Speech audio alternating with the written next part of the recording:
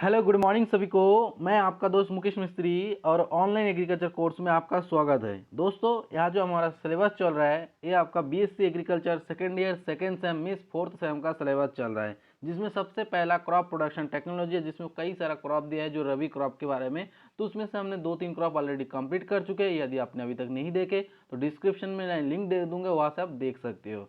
और जो भी अपने दोस्त या फ्रेंड या क्लासमेट जो भी अभी सेकेंड ईयर सेकेंड सेम में पढ़े उन्हें ज़्यादा से ज़्यादा शेयर करिए, क्योंकि हिंदी मीडियम के जो स्टूडेंट होते हैं कॉलेज में मैक्सिमम लोग होते हैं, जिससे उन्हें दिक्कत होता है हिंदी नोट्स के लिए। ठीक है, क्योंकि आपका जो हिंदी नोट है वो आसानी से मिलता नहीं है। उसके बाद क्या हुआ, आजकल जो सिलेबस है वो बहुत ही चेंजेस कर दे, जिसमें आपका 0.5 नंबर का, 1 नंबर का, 2 नंबर का क्वेश्चन पूछा जाता है। ठीक है, और सेम पैटर्न आपका कॉम्पिटिटिव एग्जाम में जब जाओगे तब भी आपका टू दी पॉइंट एक एक पॉइंट में आपको पूछा जाता है। तो ये जो आपका लेक्चर रहेगा इस केवल आपका बीएससी एग्रीकल्चर सेकेंड सेम का नहीं, बल्कि आपका जो भी इसके बाद आप कंप्लीट कोई भी जॉब के लिए जाओ या आप बीएचयू दो, सीईटी दो, ठीक है, हर एग्जाम में ये सब क्वेश्चन आपको पूछा जाता है। तो आप अच्छे से नोट बनाते रहिए, और चैनल पे नया तो सब्सक्राइब करके बेल आइकन को प्रेस कर लें, जैसे मैं वीडियो अपलोड करूँ सबसे पहले आप तक पहुँच सके। एक रिक्वेस्ट है कि आप अपने जो भी फ्रेंड है उसको ज़्यादा से ज़्यादा शेयर करिए। तो चलिए आज का जो सेशन है स्टार्ट करते हैं। आज हम देखेंगे लेंटिन का कल्टीवेशन। ठीक है, जो मसूर आप लोग खाए होंगे दाल, मसूर का दाल, तो उसी के खेती के बारे में डिस्कशन करेंगे। इसका बहुत डीपली नहीं पढ़ेंगे, क्योंकि इसका क्वेश्चन उतना डीपली पूछा नहीं जाता है। ठीक है, जो आपको पूछा जाता है एग्जाम में उसी को हम पढ़ेंगे। ठीक है, तो अब बात करें मसूर।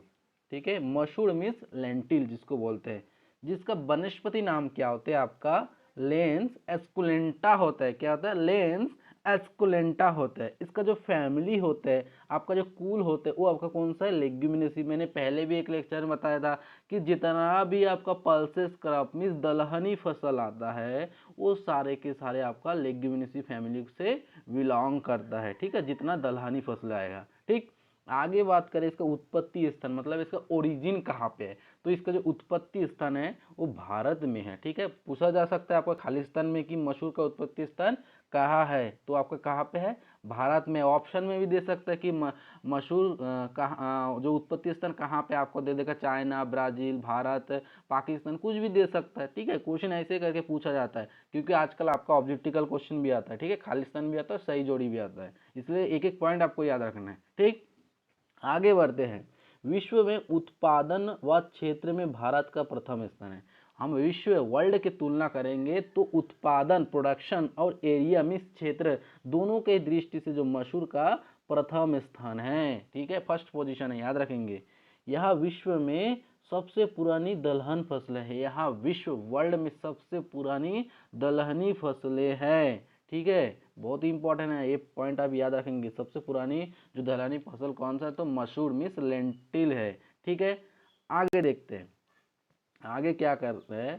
आगे बता रहा है कि भारत में उत्पादन व क्षेत्र में उत्तर प्रदेश राज्य का प्रथम है। हमने पहले वर्ल्ड में देखे थे, वर्ल्ड में भारत का प्रथम स्थान है। अब भारत के अंदर कौन सा राज्य में है? ठीक है, तो भारत के अंदर जो आपका उत्तर प्रदेश है उसका प्रथम स्थान है उत्पादन और क्षेत्र दोनों की दृष्टि से। ठीक है, ठीक, कंफ्यूज ना होना। यदि वर्ल्ड के केस में बोलेंगे तो कौन सा है? इंडिया है, और इंडिया के अंदर कौन सा है? तो उत्तर प्रदेश है। ठीक, आगे राजस्थान में उत्पादन व क्षेत्र में भरतपुर जिले का प्रथम। और राजस्थान की बात करेंगे कि राजस्थान में कौन सा, क्योंकि राजस्थान के यहाँ से भी क्वेश्चन पूछा जाता है। राजस्थान का जो डिस्ट्रिक्ट है वो आपका भरतपुर जो डिस्ट्रिक्ट है उसका प्रथम स्थान है आपका उत्पादन और क्षेत्र के डिस्ट्रिक्ट राजस्थान के कंडीशन में। ठीक है, तो हमने 3 पॉइंट पढ़ लिए, एक वर्ल्ड के इसमें, एक इंडिया के अंदर, एक राजस्थान के अंदर। ठीक है, आगे मसूर में प्रोटीन की मात्रा कितने पाई जाती है, क्वेश्चन में आ सकता है। तो कितना परसेंट?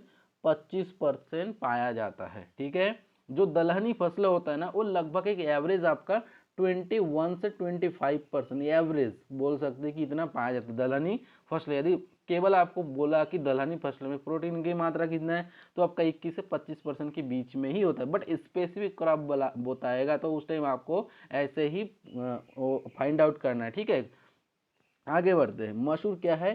स्वपरागित, मतलब एक सेल्फ पॉलिनेटेड क्रॉप होते हैं। ठीक, मसूर कैसे है? आपका दीर्घ दिवस प्रभावी पौधा, मतलब लॉन्ग डे प्लांट है।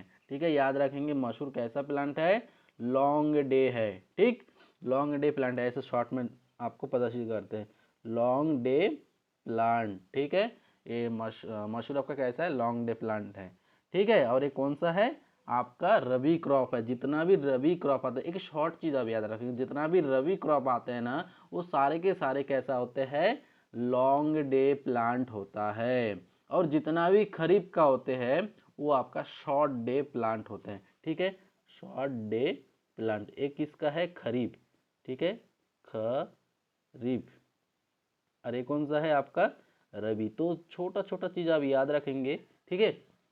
शॉर्ट डे प्लांट मतलब जितना भी खरीफ आएगा वो शॉर्ट डे आएगा, और जितना भी रबी में आएगा वो कैसा है, आपका लॉन्ग डे प्लांट है, ठीक है।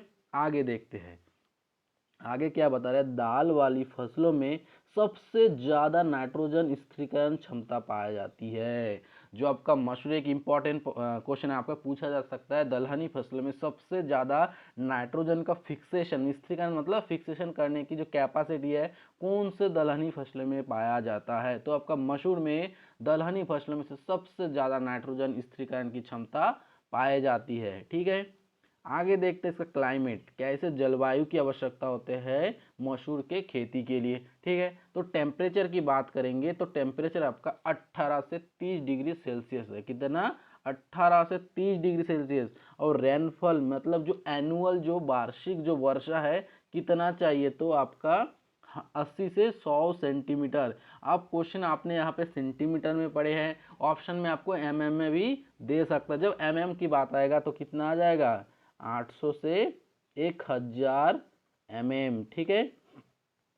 अब जब भी आपका सेंटीमीटर आएगा ना, तो उसको जब mm में चेंज करेंगे, बस एक जीरो 10 से गुना करना पड़ता है, इसको गुना करने की जरूरत नहीं, आप एक जीरो लगा देंगे तो mm में चेंज हो जाएगा। अब जैसे mm में दिया है तो उसको सेंटीमीटर पे क्वेश्चन में दे सकता है, तो बस उसको एक जीरो कम कर देना है, हो गया है, कुछ करना नहीं है। ये सेंटीमीटर से फिर से चेंज हो गया, बस इतना ही करना, ठीक है। तो बिल्कुल भी कन्फ्यूज ना आना, क्योंकि आप जब mm में पढ़ के जाते हो ना, तो एग्जाम में सेंटीमीटर में आ जाता है, ठीक है। इसलिए क्वेश्चन को पहले ध्यान से देखना, उसका यूनिट क्या है, mm में दिया है कि सेंटीमीटर में दिए, और आपने किस में पढ़े, सेंटीमीटर या mm, उसके बाद ही क्वेश्चन को डिसाइड करना कि क्या है आंसर, ठीक है। तो चलिए आगे देखते हैं।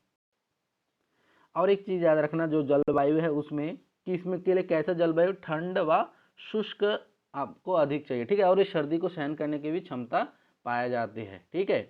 आगे बात करें सोयल कैसा है, इसके लिए मृदा कैसे आवश्यक, तो जलोढ़ मृदा बहुत ही उपयुक्त माना जाता है किसके खेती के लिए, तो आपका मसूर के खेती के लिए, ठीक है।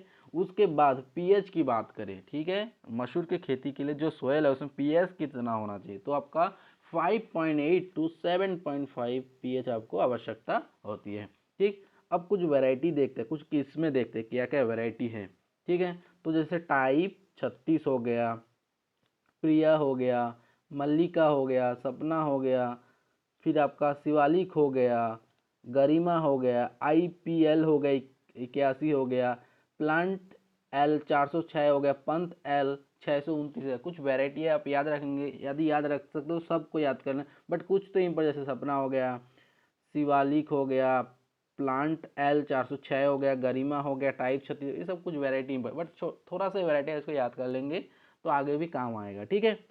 आगे बात करें सीड रेट, इसमें बीज दर कितने आवश्यकता होती है, ठीक है। आप क्या कर रहे हो, मसूर लगा रहे हो तो उसके लिए कितना सीड रेट आवश्यकता होती है, ठीक है।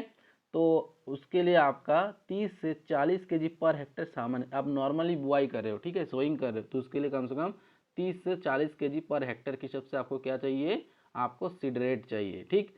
आगे बात करें बुआई, अब इसका बुआई का टाइमिंग कब है, सोइंग टाइम, तो 15 अक्टूबर से 15 नवंबर में इसका क्या किया जाता है, बुआई किया जाता है। सीड रेट कितना हो गया, और बुआई कब किया जाता है, ठीक है। बुआई का टाइम याद रखेंगे, क्वेश्चन एग्जाम में पूछा जाता है, ठीक है।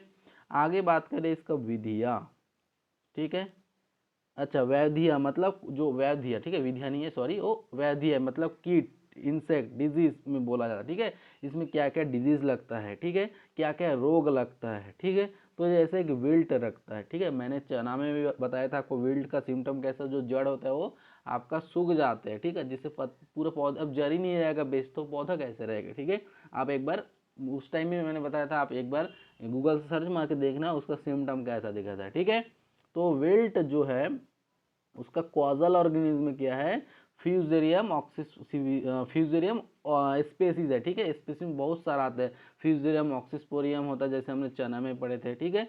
कम से कम आपका फ्यूजेरियम स्पेसीज याद रहना चाहिए। ऑप्शन में एक ही चीज़ दिया, तो फ्यूजेरियम स्पेसीज या तो उसके साथ कोई भी आपका स्पेसीज भी दे सकता है, ठीक है। आगे बात करें पाउडरी मिल्डू। अब देखो दो चीज़ होता है, कंफ्यूज ना होना, ठीक है। आपको मैं डिटेल समझाता हूँ इसको, ठीक है। एक होता है पाउडरी मिल्डू, एक होता है डाउनी मिल्डू। पाउडरी मिल्डू का अब बताए, कोई पूछा कि पाउडरी मिल्डू और डाउनी मिल्डू का आप कैसे समझोगे, ठीक है। दोनों ही पाउडर जैसे दिखते हैं, ठीक है। पाउडरी मिल्डू और डाउनी मिल्डू, तो आपका मान लीजिए ये लीफ हो गया, ठीक है। एक लीफ हो गया, डायग्राम तो उतना अच्छा नहीं आता फिर भी जैसे, ठीक है। ये मान लीजिए आपका क्या हो गया, एक लीफ हो गया, एक पत्ती हो गया। अब बता रहे हैं कि इसमें से आप पाउडरी मिल्ड्यू और डाउनी मिल्ड्यू का सिम्टम बताओ। तो इतना है, एक सिंपल सा फंडा याद रखना, पाउडरी मिल्ड्यू हमेशा लीफ के ऊपर सरफेस में लगते हैं, जो ऊपर सरफेस जो है ना, ठीक है, लीफ के, तो इसके ऊपर सरफेस में आपका जो भी दिखेगा पाउडर जैसे, वो पाउडरी मिल्ड्यू है, ठीक है। और डाउनी मिल्ड्यू कहाँ लगता है, लीफ के नीचे, जो लीफ के जो नीचे पोर्शन होता है ना, नीचे वहाँ पे आपका हमेशा क्या लगता है, डाउनी मिल्ड्यू लगता है। ये फंडा एकदम कॉमन फंडा है, ठीक है, इसको पहचानने का, ठीक है। पाउडर जैसे दिखता है, बट याद रखना आपका जो अभी पाउडर मिल्ड्यू पर है ना, ये पत्ती के ऊपरी जो ऊपरी जो सतह वहाँ पे होता है, और जो डाउनी मिल्ड्यू है तो आपका सतह नीचे के जो पत्ती के सतह होता है वहाँ पे होता है, ठीक है। अब बात करें हम लोग कितना मेहनत करें तो कितना उत्पादन हो रहा है, उपज कितना हो रहा है, ठीक है। तो आपका 20 से 25 कुंटल पर हेक्टर के हिसाब से आप लोगों का क्या प्राप्त हो रहा है, उत्पादन हो रहा है। किसमें, मसूर के खेती में। 1 हेक्टर से कितना, याद रखेंगे 20 से 25 केजी पर हेक्टर, ठीक है। ये आपका उत्पादन हो जाएगा, ठीक है, मसूर का। तो इतना ही आपका कल्टीवेशन था, इसमें ज़्यादा डीप से क्वेश्चन पूछा नहीं जाता है, ठीक है। जितना आपको पूछा जाता है उतना मैंने अच्छे से बता दिया हूँ, ठीक है। आई होप कि आपको वीडियो पसंद आया, और वीडियो पसंद आया तो एक लाइक करना, चैनल पर नया तो सब्सक्राइब करना, साथ ही साथ बेल आइकन को प्रेस करना, और अपने दोस्तों जो भी सेकंड ईयर सेकंड सेम में पढ़ रहे हैं उन्हें ज़्यादा से ज़्यादा शेयर करिए। तो चलिए इसी तरह एक नए टॉपिक के साथ मिलते हैं, तब तक के लिए जय हिंद, वंदे मातरम।